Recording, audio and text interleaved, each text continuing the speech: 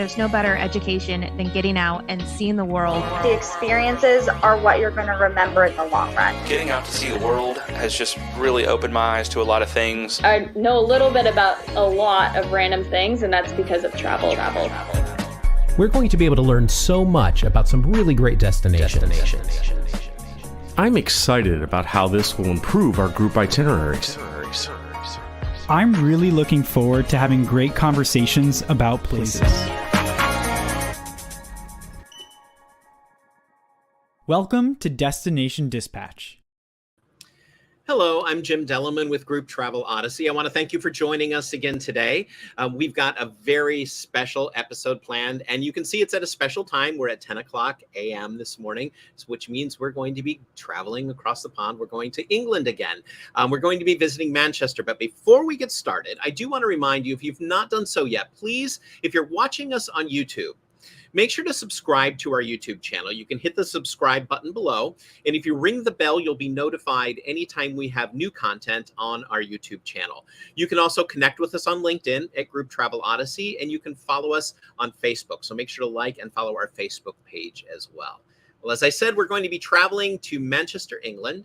And I'm not going to do this by myself, so let's bring on our co-host today. He is the host of Destinations Beyond Expectations podcast, Stevie G.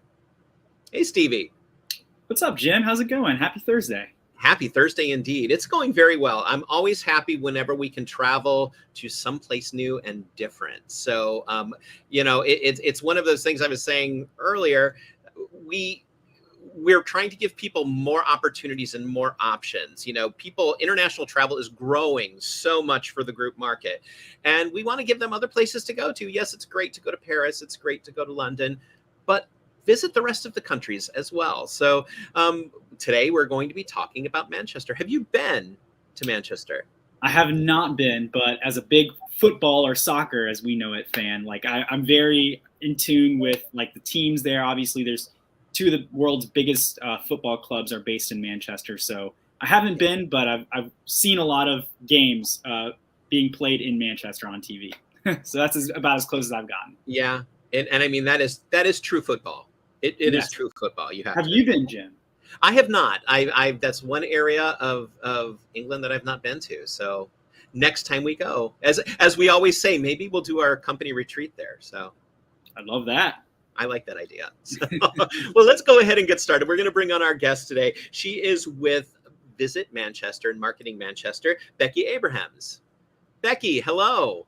Hello, everyone. Thank you so much for having me. Oh, thanks for joining us today. As we were saying, now, unfortunately, neither Stevie nor I have been there, but we're looking forward to coming. But I want to, get the ball rolling by asking what makes Manchester so great for the group travel market? Firstly, you'd be welcome anytime. We're one of the friendliest cities, particularly for groups. We're a large city, but we're quite compact. So in the city centre or the downtown area, it's extremely walkable, which is ideal for groups to get around and see all of the attractions that we've got on offer. We also have a range of things on offer. So we're really big on our food, got an amazing melting pot of cuisines around the city. You could really find any cuisine you would like.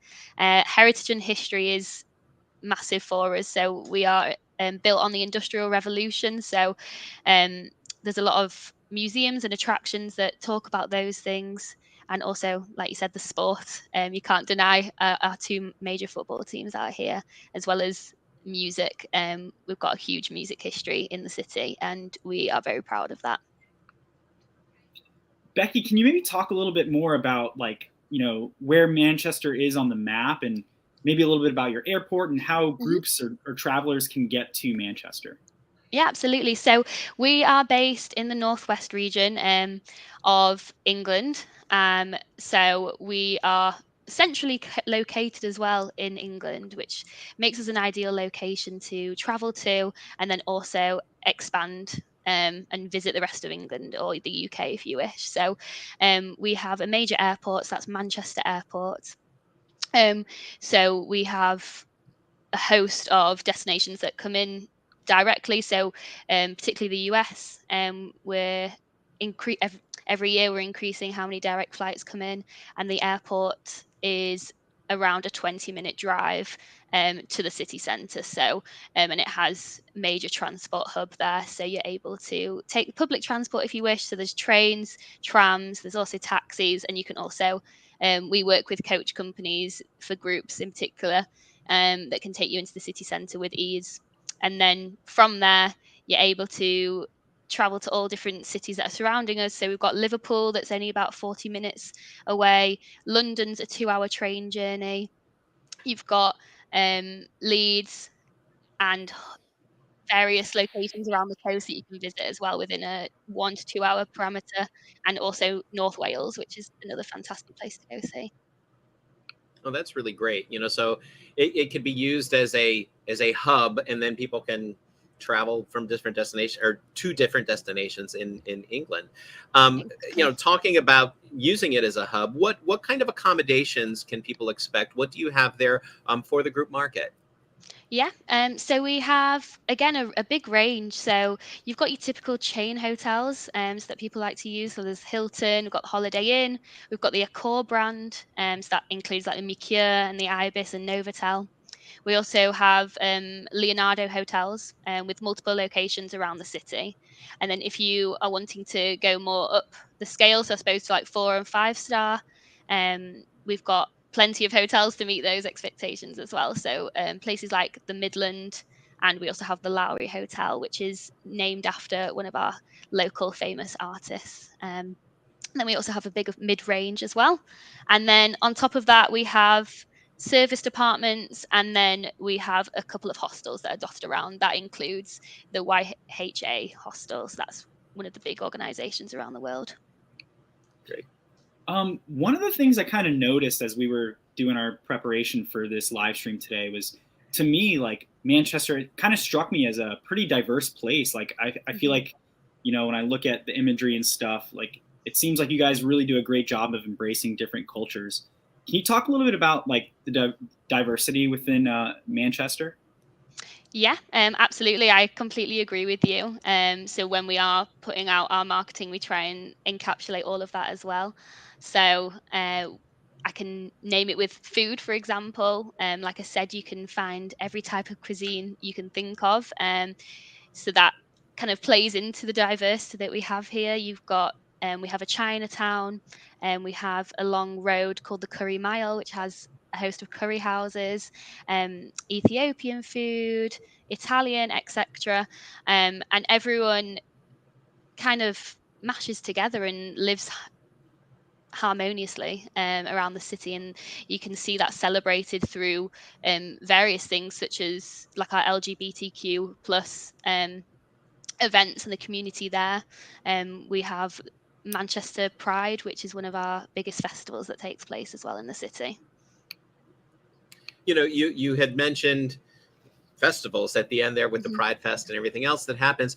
Are there specific times that you would say are better for group travel, or is Manchester a year-round destination?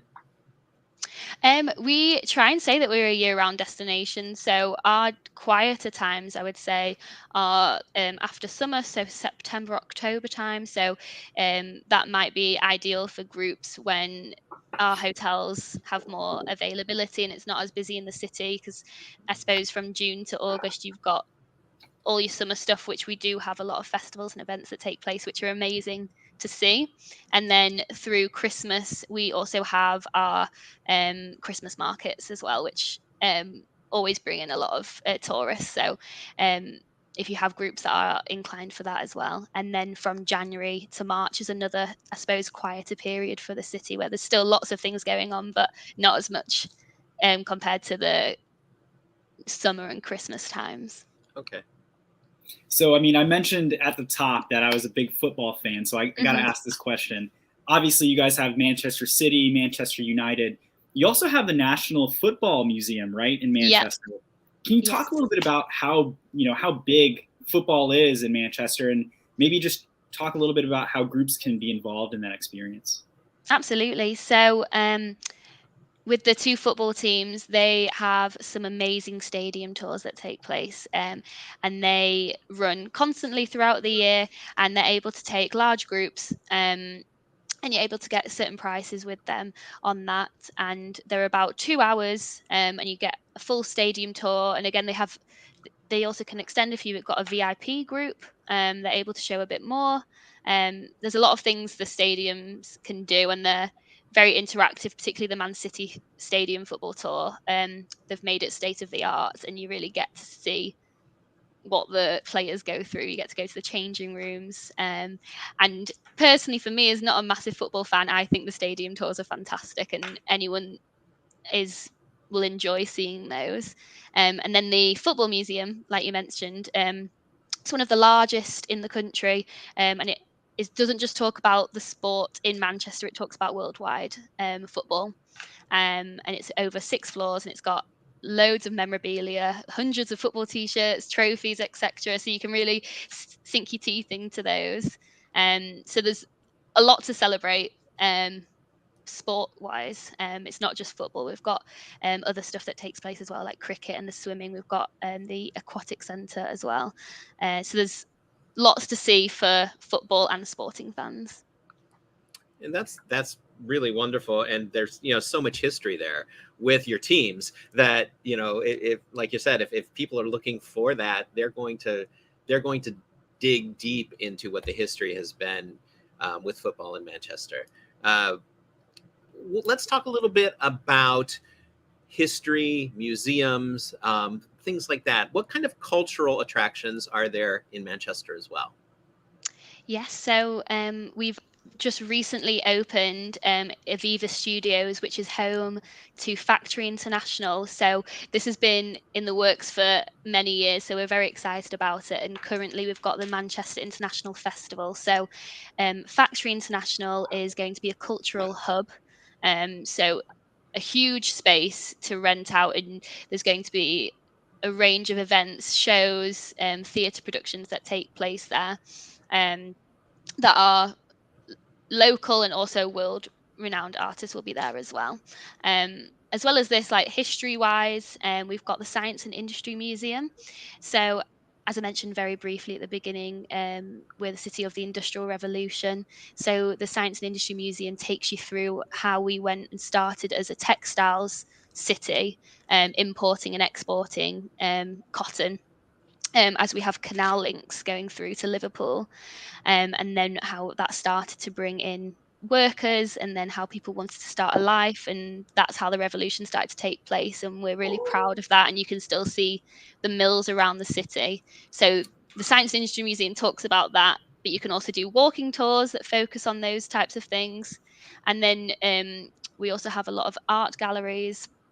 So we've got the Whitworth Art Gallery, and also the Manchester Art Gallery, and also the Lowry, which shows L.S. Lowry's artwork, which was one of our local artists back in the day.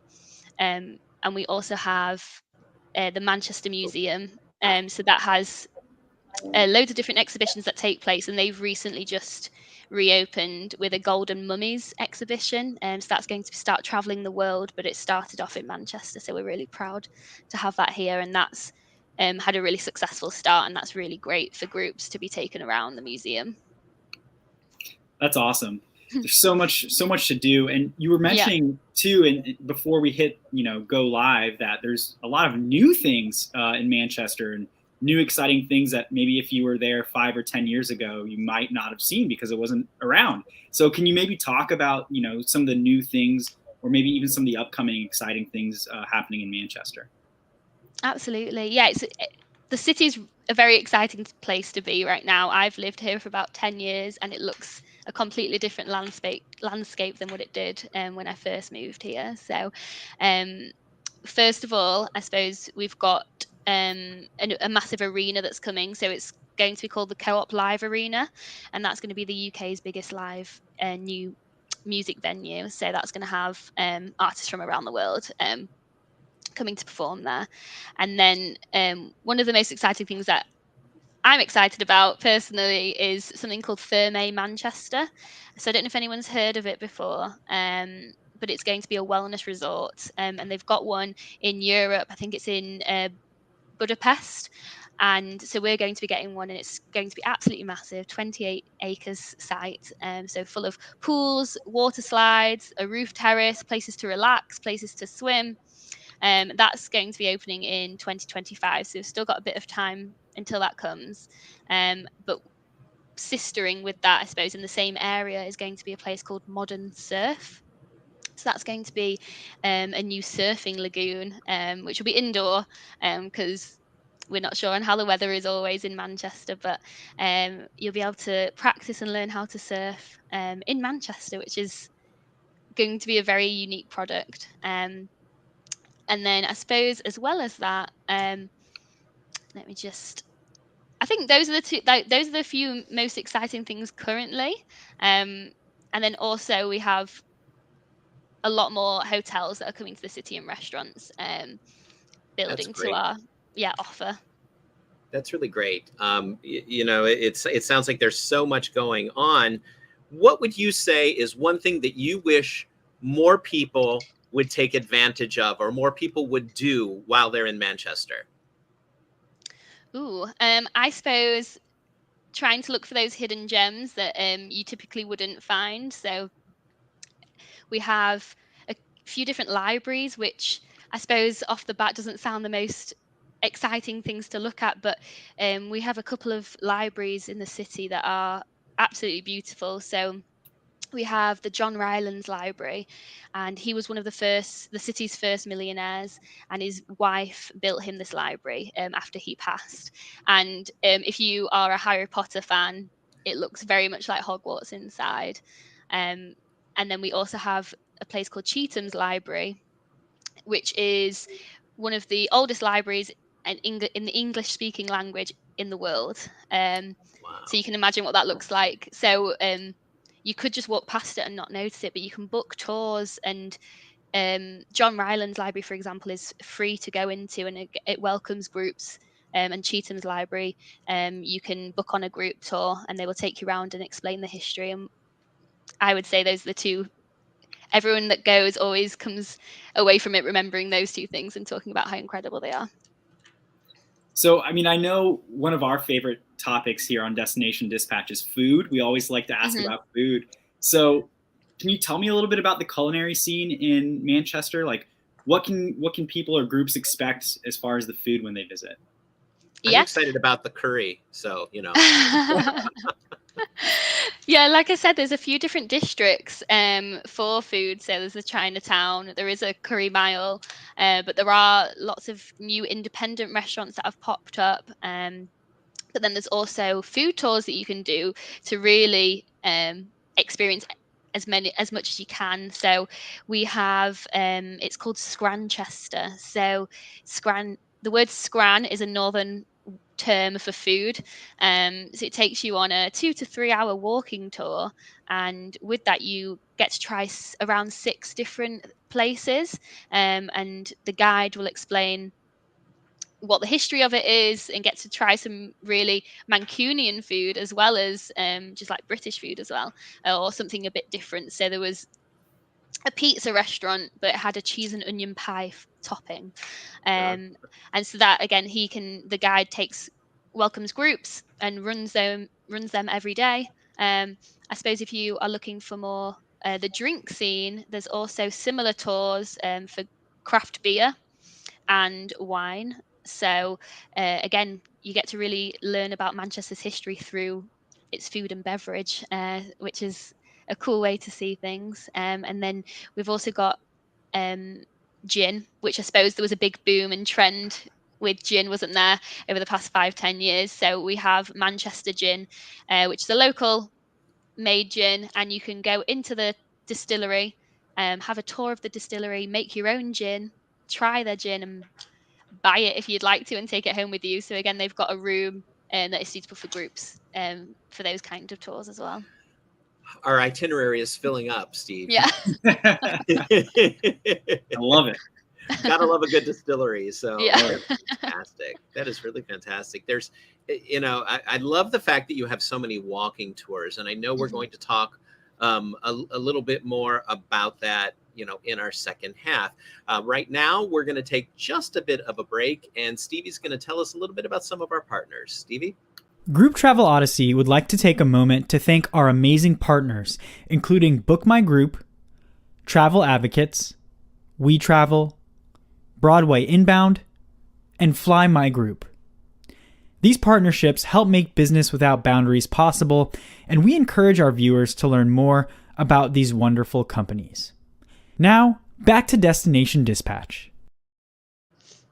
Okay, so we are back now, and you know what, we talked about walking tours and other things that you can do in Manchester, but we have this really fantastic 72-hour itinerary, and just for all of our GTO users, just so you know, this itinerary has been loaded into GTO. If you go into your templates section in Sales Manager and type in Manchester, you will have this very template come up, and you can copy that and start booking your groups into Manchester, England. So let's go ahead and start going through all of this. 72 hours in Manchester, and this is a beautiful document. This document itself is also going to live in our supplier manager, so you will be able to find this there as well. So as we start going through this, I'm gonna let Becky go ahead and walk us through. Great, thank you. So we'll start with day one, I guess.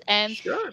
So, like I said, if you fly into the airport, you're able to get many different routes to get there. So whether you get a train, bus, or if you've got a coach booked for the group. And then every day there is a free walking tour. So they meet at a memorial every day at 11 a.m. and they'll be able to tell you all the hidden gems and highlights around the city. There are also paid for tours if you want something a bit more specific, like the music walkabout. And there's also a pub walkabout, and we also have a ghost walkabout, so it's a little bit different. We also have Castlefield Viaduct. That's brand new to the city in the past year. And this is a new sky park. So it's similar to the New York High Line, but just, I suppose, a bit shorter.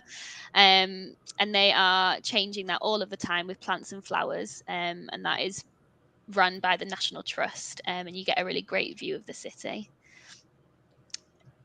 Food-wise, we've got Mackie Mayer, which is this huge meat market hall. It used to be a meat market hall, and they have different traders that you can use and try different food and sit all together in this beautiful hall, which is based in the city centre.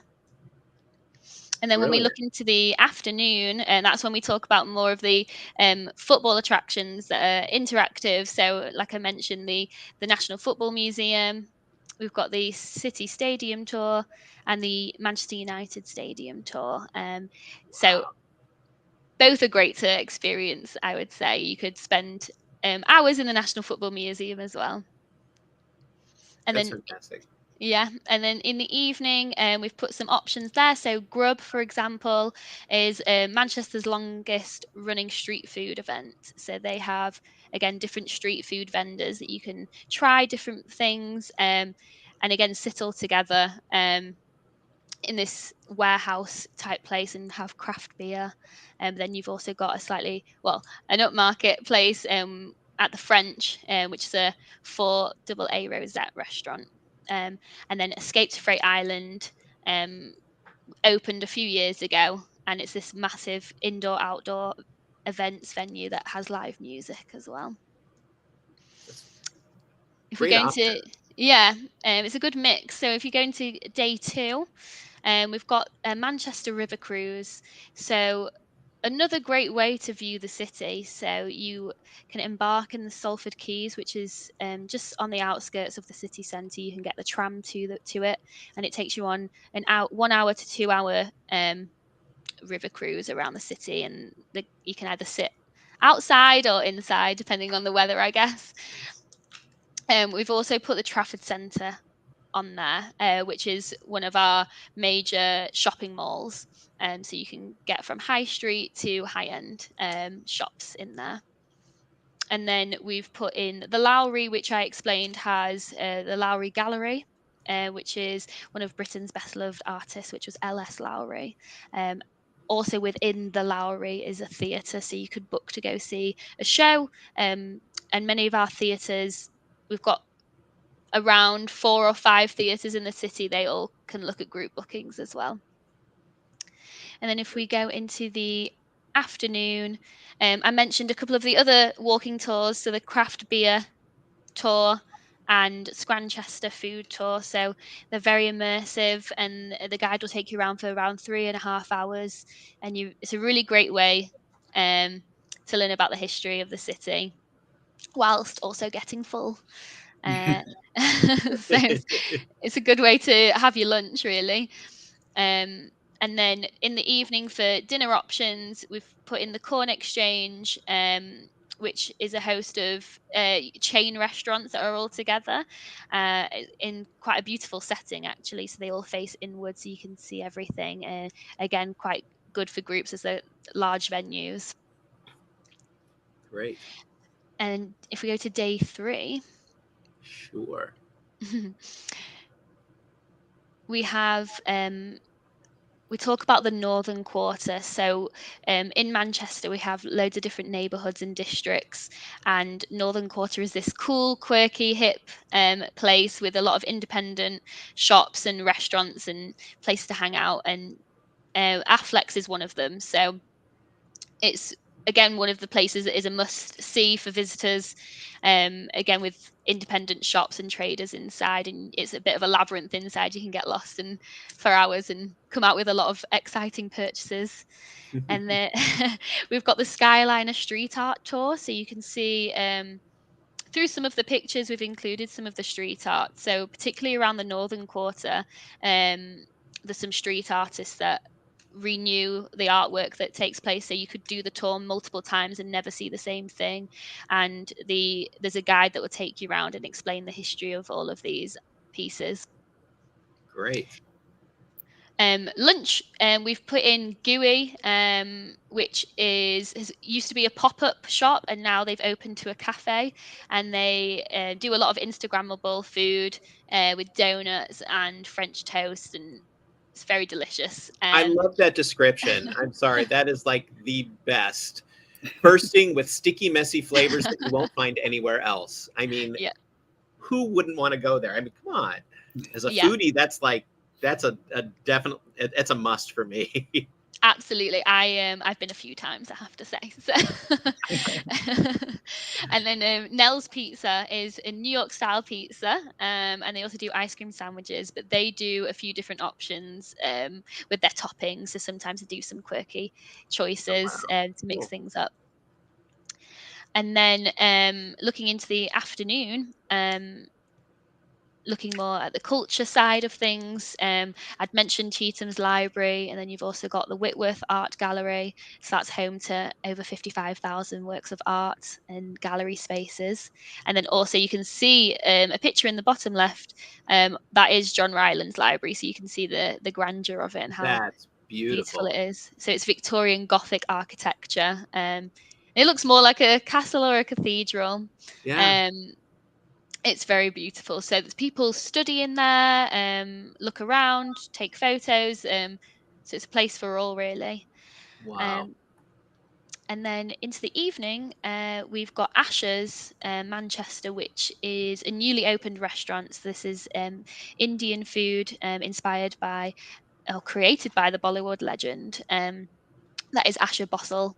So that is new to the city this year, and it's a massive restaurant, so we'll be able to sit guests or groups in there as well. Great. And then as you scroll down further, we've got some other evening entertainment, because people don't just want to have dinner, they want to do something else as well. So Right. we've put in a good mix of places for live music and activities. So you can see there's Meet Space VR and XGen VR. So there's been a lot of VR related attractions that have come to the city recently. You've also got the Bridgewater Hall, which is home to the BBC Philharmonica, which they play on the BBC constantly in the classical music section. So a good range, a good mix in there for everyone. This is absolutely a beautiful itinerary too, and that's why I wanted to let everybody know again that this is available on your listing in the GTO Supplier Manager. So for those people who are already using GTO, by all means, go on there and take a look at this. And it's clickable. You can go in and get more information about all of these really wonderful places. Also, if they want information from you, they can get this document as well as other things from you. How can they find that information for those people in the travel trade? Yes, so we have a dedicated area on our website for the travel trade and groups. So the information has just been put up on the screen now. So you can just put in visitmanchester.com/travel trade as the shortened link, but that link will take you directly through to our website. We have a host of information on there. So we have our travel guide, which does include our bookable product and our group sizing requirements. Also, we have a program called Manchester Master. So this is our online training program that you can sign up to and really learn everything there is to know about selling Manchester as a product. And we also have a group travel section as well, amongst other things like images that you might want to use if you intend to use Manchester as a product. And then you can also reach us via an email on there. And honestly, that is such a great idea for the travel trade, for all of the operators that are out there that are thinking about doing something like this. Go to this portal, go to this website, because if there is something that can train you so that way you can be the expert in selling Manchester, my gosh, take advantage of that. What a brilliant idea to get these operators educated on Manchester so that way they can sell it to their groups. So that's really, really fantastic. Becky, thank you so much for all of this information. And again, Stevie and I have added this to our list, so we will let you know when we're on our way. Absolutely, please do. And thank you so much for having me. It's been great. You are so welcome. If they want to reach out to you, again, we have your email address. We have things like that that are already on here. So they will be reaching out to you. Go visit the website as well. And again, take a look in our system for this really fantastic itinerary as well. This will give you a starting point, a jumping off point, so that way you can go ahead and plan this for your groups. So Becky, thanks once again for joining us, and we'll see you in Manchester very soon. I should hope so. Thank you very much. You are so welcome. You are so welcome. Well, just a reminder that Destination Dispatch does happen every so often when we give you the opportunity of finding new destinations, finding places that you can take your groups to keep group travel fresh. What we've done is we've curated and found these really fantastic locations that are very group friendly, and they have something for everybody. If you have not seen other episodes of Destination Dispatch, you can find those on our YouTube channel. So again, if you've not done so, make sure to follow us on our social media. Subscribe to our YouTube channel. And also, again, if you hit the bell, you'll be notified whenever we do have new information on our YouTube channel. You can connect with us on LinkedIn at Group Travel Odyssey. You can also follow us on Facebook, like our Facebook page as well as Destination Dispatch every other week. We also do a program called GTO Coach and Go. That's where we bring on the experts from our own team to give you a little bit more information about Group Travel Odyssey, about GTO. What we want to do is show you ways that you can make your day-to-day planning, operating, accounting for your trips. We want to make it more efficient for you, so that way it's an easier process. So make sure to join us for those as well. If you need more information, you can visit our own website, grouptravelodyssey.com. You can get all of our contact information. If you take a look at our team page there, you can reach out to any of us as well. And Stevie, if they want more information on Destinations Beyond Expectations podcast, how can they get that? Yeah, you can go right to the website, dbetravel.com, and Destinations Beyond Expectations is the podcast designed for students to travel. And so I'm always trying to put out fun episodes. Most recent episodes actually on a world map view, not very far from Manchester. I cover Lyon, France, and things that you can do in Lyon. So go check it out. Destinations Beyond Expectations is on Spotify, Apple Podcasts. Anywhere you can find podcasts, you can find Destinations Beyond Expectations. Excellent. Well, Stevie, it's always great virtually visiting these destinations with you. We're going to get on a plane soon because we've got to start. We've got to start going in person. So I agree. Let's do it. Thank you so much. And for those of you who have been watching, thank you for joining us again for another episode of Destination Dispatch. Have a great day. Thank you for watching this episode of Destination Dispatch. We invite you to stay connected with Group Travel Odyssey on Facebook, YouTube, and LinkedIn, and be sure to check out more of our media, including GTO Coach and Go and the Destinations Beyond Expectations podcast. Please visit our website, grouptravelodyssey.com, where you can learn more about GTO and request a demo. Group Travel Odyssey, business without boundaries.